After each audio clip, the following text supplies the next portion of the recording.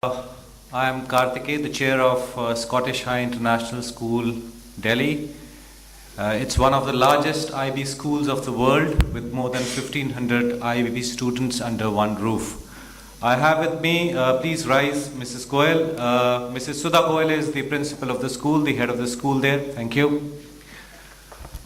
Ladies and gentlemen, we heard Manjula on a note where we moved towards what's the future of the classrooms of this country and the world, and then Dr. Vandana talking about a lot of good work which has been done in Podar, Mumbai, and I'm sure in other schools as well, on moving towards digital technology. In the next few minutes, if the chair permits me, that's what she said, 5 to 7 minutes and not more, we're going to discuss just a couple of things. We know that the technology is there. All these logos on the board here, and there are as many outside, and all those who would have gone to the exhibition center in the expo would have seen that you look around and you do not know to choose from. So the technology is there. What we are talking about is how do we take that technology and move towards a classroom where we can use that technology, where there are a lot of people involved other than that instrument there. So the first question before we move there is, why do we need a future classroom? Show you a little video here.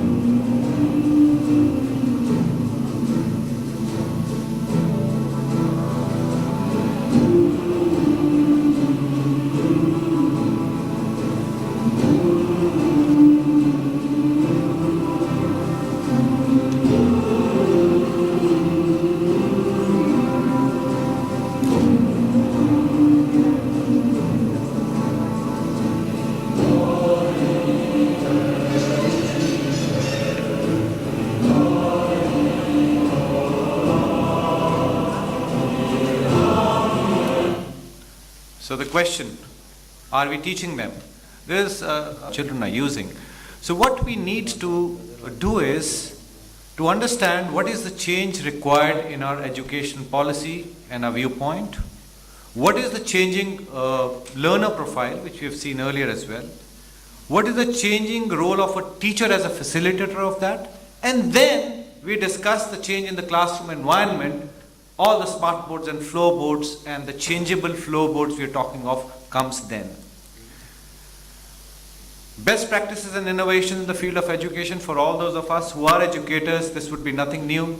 Collaborative learning, inquiry-based learning, research-based learning, engage, transform, achieve, assessment, teacher as a facilitator, connect.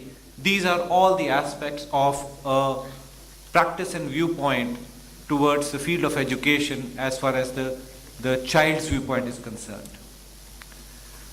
The learner's profile is obviously changing immensely.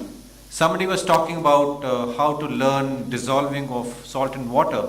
What you see children here, they're all but 8 and 9-year-olds learning how salt is dissolved in water. I don't remember in my school learning at that age like this. And this is what is happening today. So this is the changing learner's profile in learning the smallest of things in the classroom. Changing the role of a teacher to a facilitator. Now, Manjula said, today the teachers in the classrooms are way behind our students who are running as far as technology is concerned. That is exactly what we need to understand and tell our teachers. A small video, the last one for today here. I teach, therefore you learn. Or do you? This is a video about changing expectations of our pupils. Things have changed around us. We no longer live the way we used to. Yet, we tend to teach the way we have always taught. In fact, we often teach the way we were taught. Consider this for a moment. This is Charles Dickens' handwriting when he was writing Nicholas Nickleby. If we ask our students to read Nicholas Nickleby today, they'll read it like this. So why do many of us still expect our students to produce their work like this and not like this? Wouldn't this make more sense? Better communication with our students may hold the key to improving their education.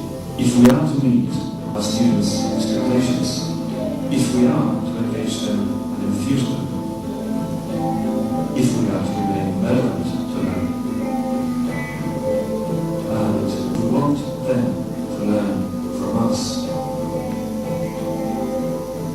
well then we may need to start learning from them. So the key here that if we want them to learn, we may need to learn from them. So what we just saw, to wrap it up, is that while the technology is there and it is always going to be there, it is not going to do magic for our classrooms and for our schools unless we make a change inside our classrooms other than technology too. That is changing our viewpoint and philosophy, learning to learn the learner's profile, changing our teacher's profile, and then what you see on the screen is going to happen, that you have people sitting in a classroom learning real-time pyramids in Egypt with a person standing there. The floorboards with a push of a foot turning into smart screens where you can learn and connect with others. That's all I had to say for today. Thank you very much.